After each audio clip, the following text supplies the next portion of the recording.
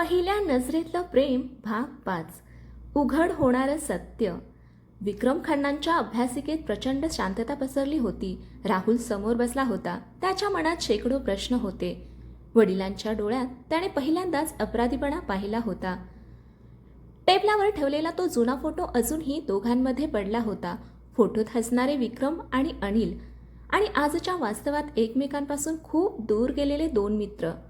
Dad, कृपया मला सांगा, सत्य सांगा, राहुलने शांत पण ठाम आवाजात म्हटलं. विक्रम खन्नांनी खोल श्वास घेतला. काही क्षण डोळे मिटले. जणू अनेक वर्षापासून मनात दडवून ठेवलेलं ओझं बाहेर काढण्याचं धाडस ते गोळा करत होते. 20 वर्षापूर्वी ते हळूहळू बोलू लागले. मी आणि अनिल फक्त व्यावसायिक भागीदार नव्हतो. आम्ही जिवलग मित्र होतो. आम्ही एकत्र स्वप्न पाहिलं होतं, एकत्र कंपनी उभी केली होती आणि एकत्र यशस्वी होण्याची शपथ घेतली होती. राहुल शांतपणे ऐकत होता. पण एक दिवस विक्रमचा आवाज जड झाला. कंपनीमध्ये मोठी आर्थिक फसवणूक झाली. फसवणूक? हो. आमच्या अकाउंट्समधून लाखो रुपये गायब झाले. राहुल दचकला. मग? सगळे पुरावे अनिलकडे निर्देश करत होते. म्हणजे? मला वाटलं की अनिलनेच माझा विश्वासघात केला. राहुल अवाक झाला. तुम्ही त्यांच्यावर विश्वास ठेवला नाही? विक्रमच्या डोळ्यात वेदना उमटल्या. त्यावेळी परिस्थिती अशी होती की मला तेच खरं वाटलं. मी रागाच्या भरात त्याच्यावर आरोप केले आणि आमचं नातं तुटलं. खोलीत पुन्हा शांतता पसरली. पण नंतर विक्रमचा आवाज थरथरला. काही वर्षांनी मला कळलं की अनिल निर्दोष होता. राहुलच्या चेहऱ्यावर धक्का स्पष्ट दिसत होता. काय? खरी फसवणूक कंपनीतील एका वरिष्ठ मॅनेजरने केली होती. पण तोपर्यंत खूप उशीर झाला होता. कंपनी बंद झाली होती. अनिलचं आयुष्य उद्ध्वस्त झालं होतं आणि माझ्याकडे त्याच्यासमोर जाण्याचं धाडस उरलं नव्हतं. राहुल काही क्षण स्तब्ध बसून राहिला. त्याला जाणवलं वैदेहीच्या कुटुंबावर आलेल्या अनेक संकटांची मुळं कदाचित या भूतकाळात दडली आहेत. डॅड, तुम्ही कधी त्यांची माफी मागितली नाही? विक्रमने हळूच मान खाली घातली. नाही, आणि हीच माझ्या आयुष्यातली सर्वात मोठी चूक आहे. राहुलच्या मनात अनेक भावना उसळत होत्या. राग, दुःख आणि वैदेहीसाठीची काळजी. दुसऱ्या दिवशी सकाळी तो थेट हॉस्पिटलमध्ये गेला. अनिलराव आता थोडे बरे वाटत होते. राहुल त्यांच्या पलंगाजवळ बसला. काका, मला तुमच्याशी काही बोलायचं आहे. अनिलरावांनी त्याच्याकडे पाहिलं. राहुलने संपूर्ण सत्य सांगितलं. विक्रम आणि त्यांची जुनी भागीदारी, फसवणूक, गैरसमज आणि त्यानंतर समोर आलेलं खरं सत्य. हे सगळं ऐकताना अनिलराव शांत होते. त्यांच्या डोळ्यात अश्रू जमा झाले.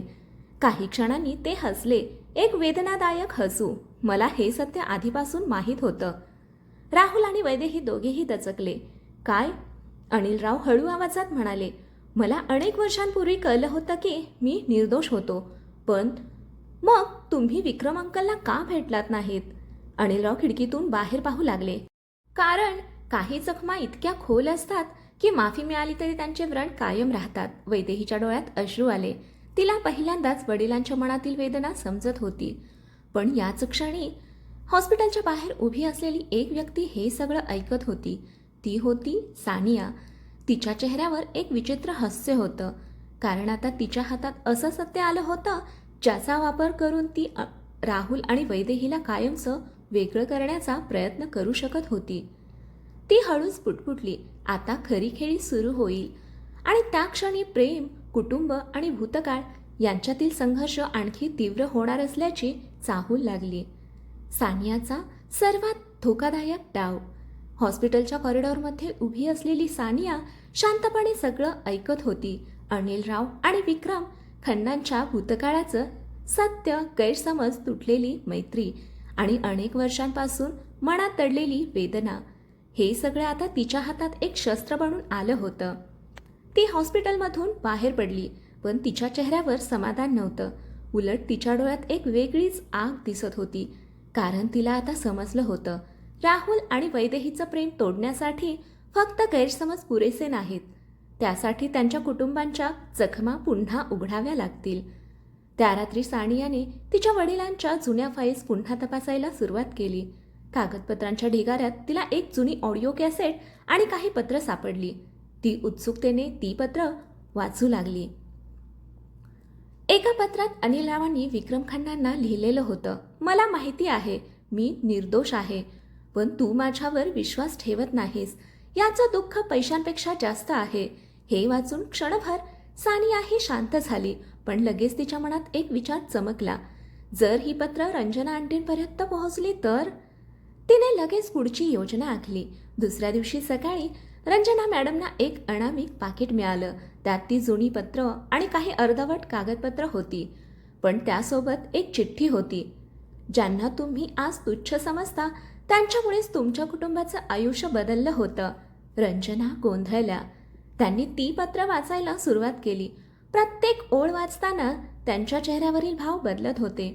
पहिल्यांदाच त्यांना जाणवत होतं की कदाचित त्यांनी वैदेही आणि तिच्या कुटुंबाबद्दल चुकीचं मत बनवलं आहे, पण त्याचवेळी त्या चिठ्ठीत काही गोष्टी मुद्दाम चुकीच्या पद्धतीने लिहिलेल्या होत्या.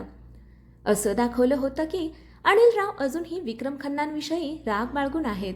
रंजना पुन्हा संभ्रमात पडल्या. दुसरीकडे राहुल आणि वैदेही अनेक दिवसानंतर थोडे आनंदी होते. अनिलरावांची तब्येत सुधारत होती. एका संध्याकाळी राहुल वैदेहीला त्या तलावाजवळ घेऊन गेला जिथे त्यांनी पहिल्यांदा प्रेम व्यक्त केलं होतं. सूर्यास्त होत होता. आकाशात पुन्हा एकदा केशरी रंग पसरले होते. आठवतंय? राहुल हसत म्हणाला. सगळं आठवते, वैदेही उत्तरली. इथेच तू मला हो म्हणाली होतीस. वैदेही हसली. आणि इथेच तू इतका घाबरला होतास की गुलाब हातातून पडायची वेळ आली होती. दोघेही हसू लागले. कित्येक दिवसांनी त्यांच्या आयुष्यात पुन्हा एक हलकासा आनंद बदलला होता. पण दूर उभी असलेली एक कार त्यांच्यावर नजर ठेवून होती. त्या कारमध्ये सानियाने ठेवलेला माणूस बसला होता. त्याने त्यांचे फोटो काढले आणि ते फोटो लगेच सानियाला पाठवले. सानियाने फोटो पाहिले. तिच्या डोळ्यात संताप उसळला.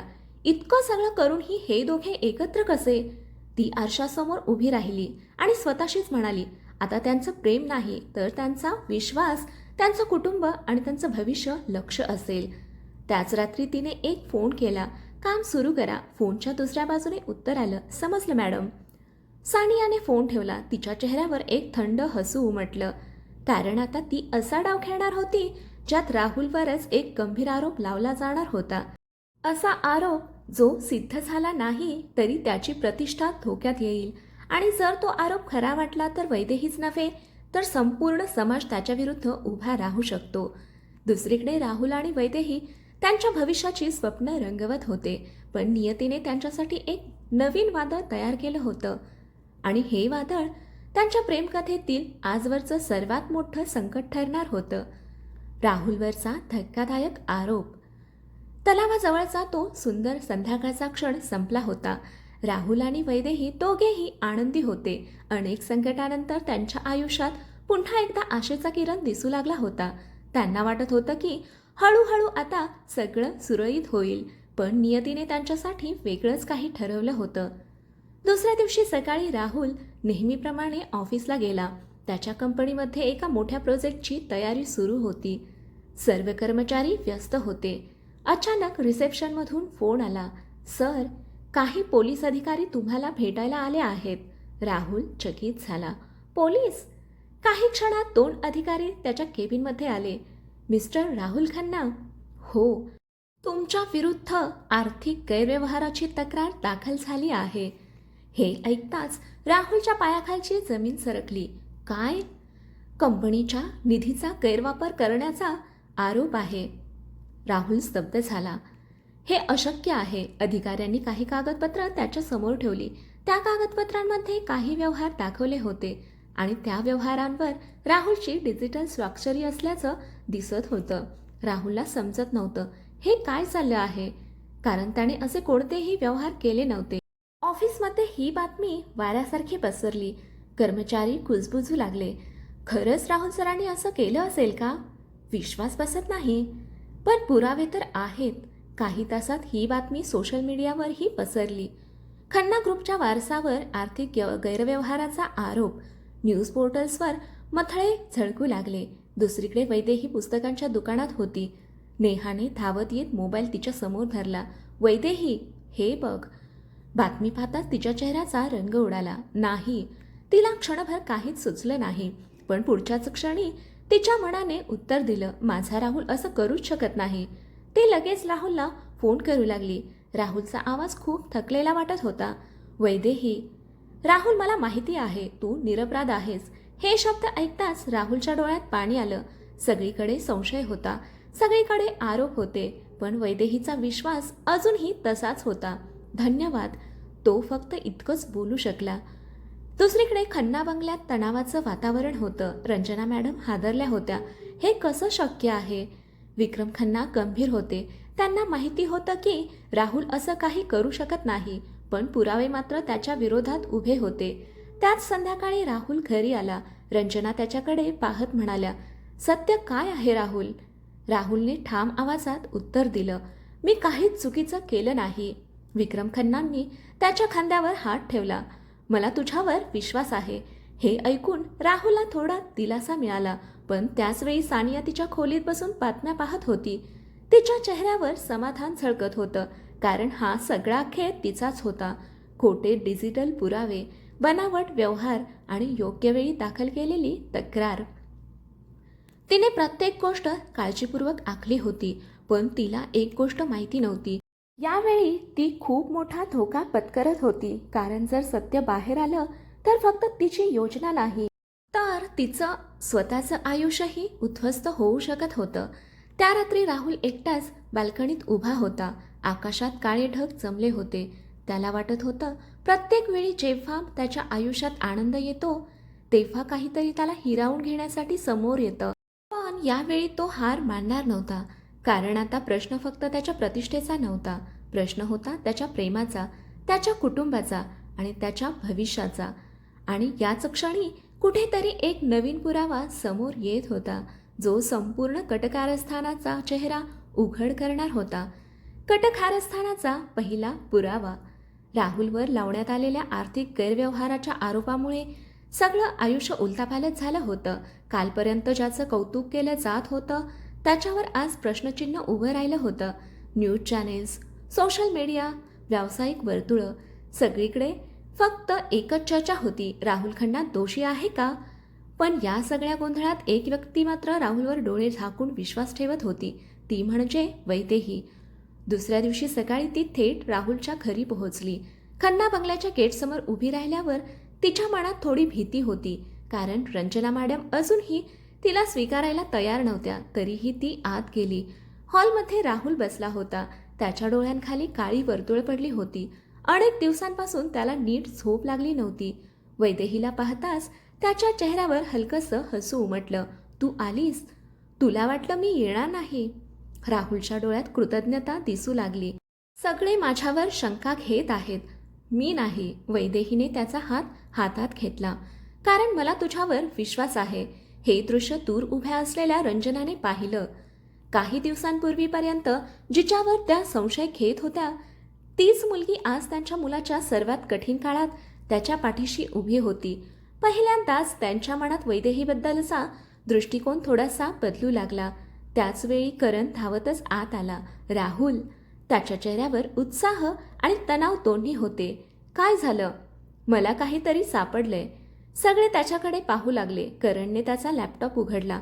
मी त्या व्यवहारांच्या सर्व्हर लॉग्स तपासत होतो. मग ज्या दिवशी हे बनावट व्यवहार झाले त्या दिवशी तुझं अकाउंट वापरण्यात आलं होतं. राहुल चकित झाला. पण मी ते व्यवहार केले नाहीत, माहितीय, करण पुढे म्हणाला. कारण त्यावेळी तू दिल्लीमध्ये एका बिझनेस कॉन्फरन्समध्ये होतास आणि त्याचे पुरावे माझ्याकडे आहेत. राहुलच्या डोळ्यात आशेची एक किरण चमकली. म्हणजे कोणीतरी माझं अकाउंट हॅक केलं, बहुधा. करणने आणखी काही कागदपत्र दाखवली. त्यामध्ये एका संशयास्पद IP ॲड्रेसची माहिती होती. तो IP खन्ना ग्रुपचा नव्हता, तर एका खासगी टेक्नॉलॉजी कंपनीचा होता आणि ती कंपनी सानियाच्या वडिलांच्या समूहाशी संबंधित होती. खोलीत एकदम शांतता पसरली.